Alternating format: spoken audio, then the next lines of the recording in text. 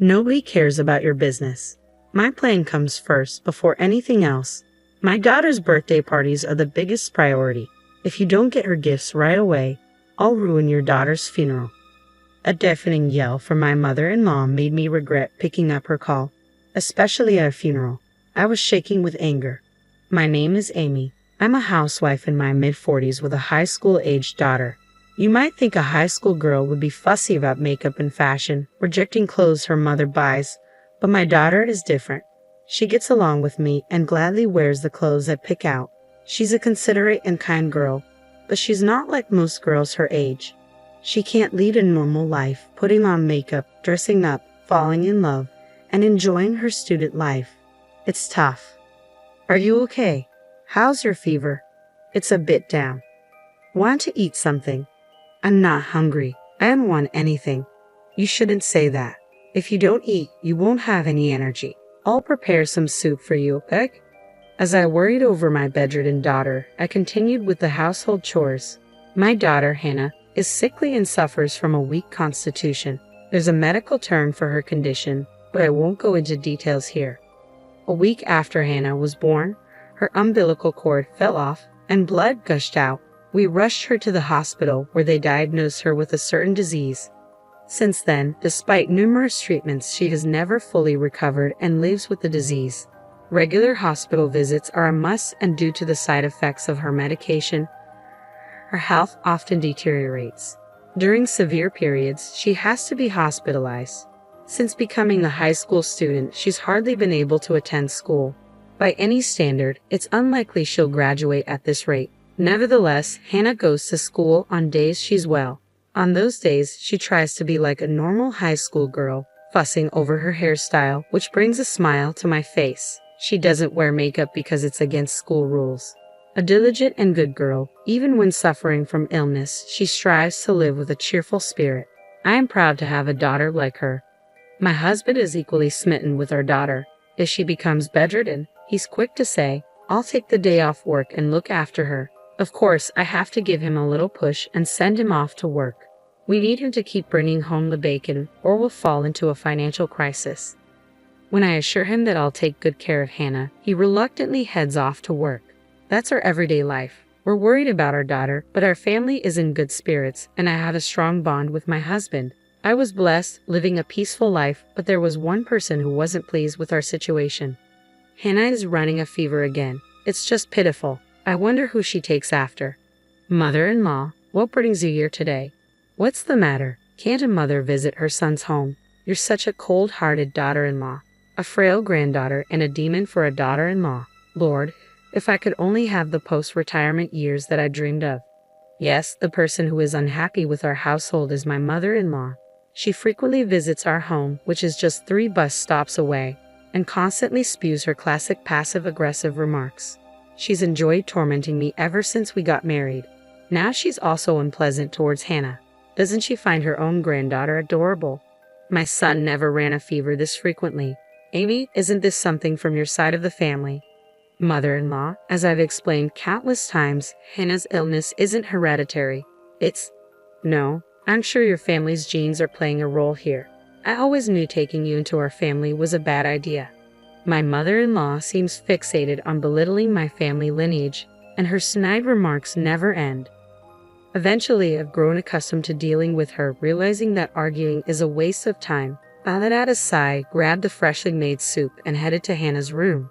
"Hey, I'm not finished talking yet." I could hear her yelling from behind, but I just ignored her. Once I entered Hannah's room, her voice became faint. "Grandma came over again, didn't she?" "Right, same old mother-in-law bashing. No helping it, I guess. Grandma's just—" My daughter Hannah let out a raised smile, but I know she understands. There's no way she can't hear my mother-in-law's loud voice, yet Hannah never speaks ill of her grandmother. On the contrary, she'll make a guilty face and say, "I'm sorry, Mom. It's because of me." "Hannah, it's not your fault at all." She's not at fault in the slightest, yet Hannah apologizes to me. I don't want her to feel this way, so my husband and I always greet her with smiles. We create a cheerful atmosphere, not wanting her to dwell on negative thoughts, but my mother-in-law destroys that atmosphere in an instant. As I hugged Hannah tightly, I bit my lip, feeling her thin body so unlike a healthy high school girl. Feeling Hannah's warmth, I felt a sense of relief but also realized that I must start keeping a distance from my mother-in-law. My days are occupied with taking care of my frail daughter, and on the rare days she goes to school, I worry non-stop. I took back our house keys from my meddling mother-in-law. Days were filled with endless quarrels with her, my husband working hard for our beloved family, and my laughing daughter Hannah. Despite everything, they were peaceful days, and I thought they would last forever. I don't know why I believed that. There's no such thing as forever. Everything that begins must also end. On a rainy summer day, Hannah fell ill amidst the unrelenting heat. The doctor looked grim as he reviewed the test results. I held my trembling daughter in my arms, and then she was admitted to the hospital.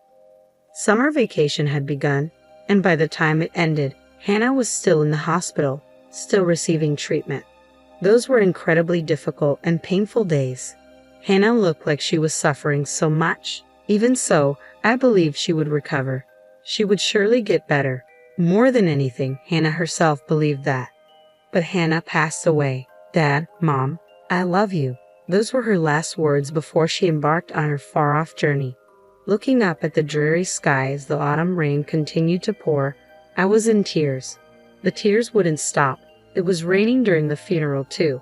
It felt like the sky was crying for me as I was too busy to even shed tears. The tears I shed on the day Hannah passed away have now dried up. I was that busy. My husband too had taken time off work and was rushing around.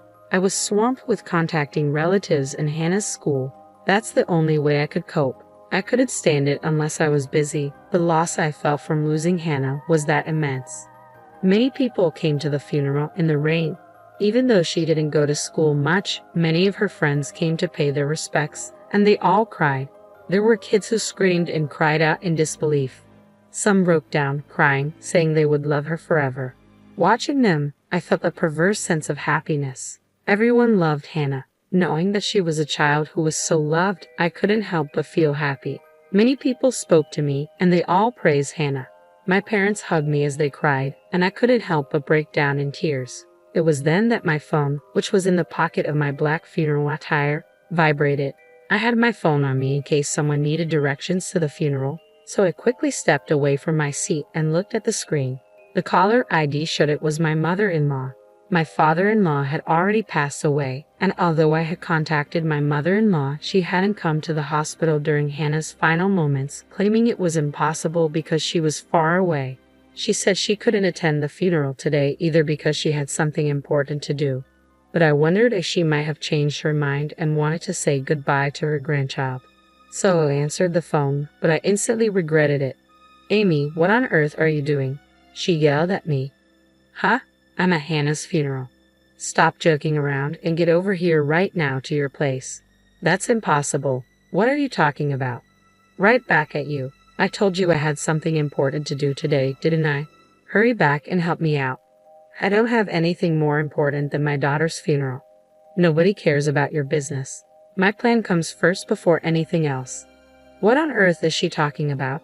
As a mother, my daughter's funeral is the most important thing right now, and it's wrong of my mother-in-law not to even care about her grandchild's funeral. My mother-in-law had been adamant about not going to the funeral, no matter what my husband said. "Why do I have to help you with your stuff? If it's more important than your granddaughter's funeral, why don't you handle it yourself? You're my daughter-in-law.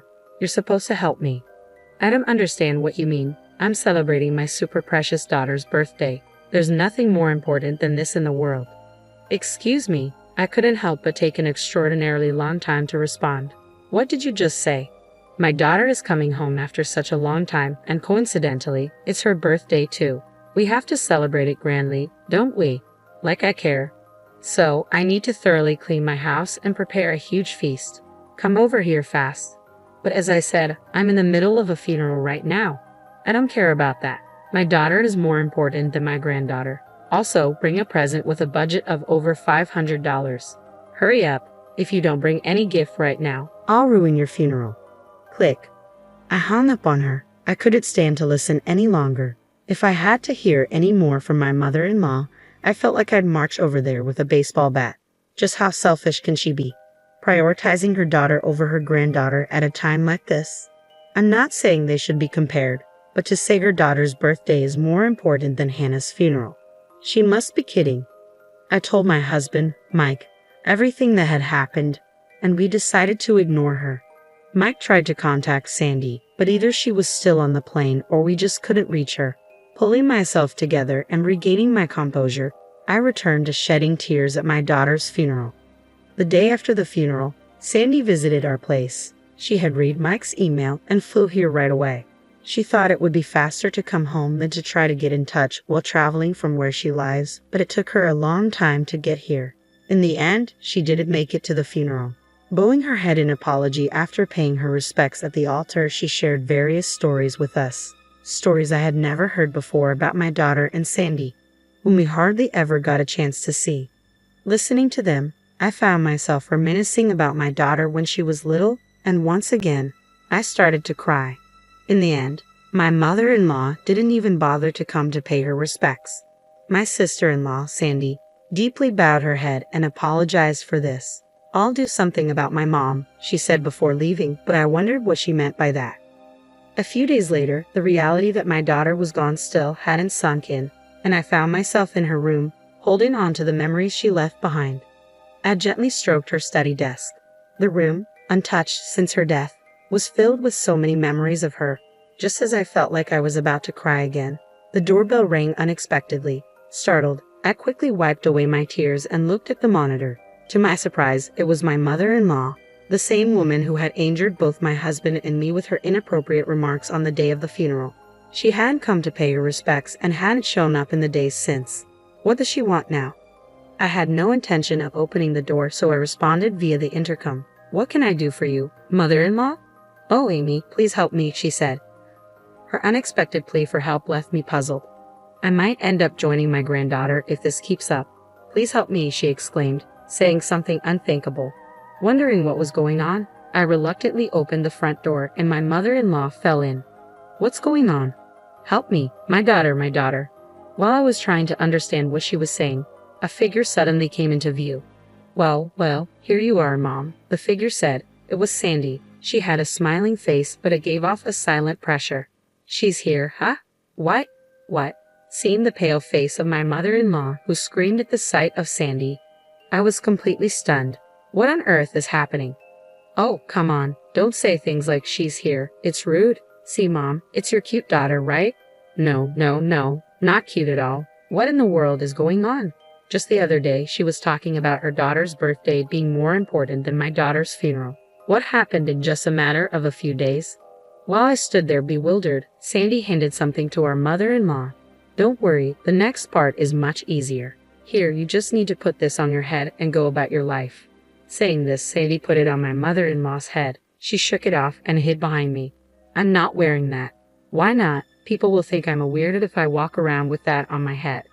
Wondering what on earth it was, I looked at the object that had fallen to the floor. It was a mask, not the kind you would see at a fair, but something else. A mask that you might see worn by a tribe living deep in Africa during some strange ritual, the kind of thing a shaman might like. And why does Sandy have something like this? Why put it on my mother-in-law's head? "This mask is used for fortune-telling," Sandy explained. "Where I live," Sandy explained in response to my question, "this mask has an interesting history. It's a great craft work that has been passed down since ancient times." I was stunned. "Well, yeah, it looks like it. So you're going to put this mask on top of my mother-in-law's head, not on her face?" "Right, if it's on her face, she wouldn't be able to see anything. This isn't an ordinary mask with holes for the eyes. If it did have holes, I wouldn't mind letting her wear it on her face." "And what happens when she puts it on?" "Oh, you didn't know? This mask has a demon-repelling effect." As if I would know about such an effect. A demon repellent, exactly, no matter how hard you think about it. She's clearly possessed by a demon, right? Sandy pointed at my mother-in-law. Her own daughter saying such a thing. So this is what she meant by, "I'll do something about my mom." If she wears this for a few days, I think she'll definitely become a normal human being with morals.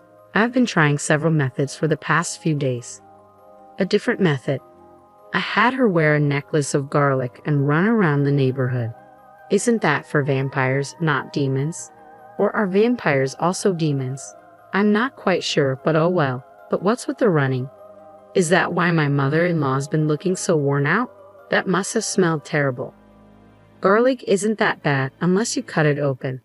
You know that's not really the point, but that's beside the point. The issue is that she wore that and spent a few days running. I really wish I could have seen that. Do you want to see the pictures?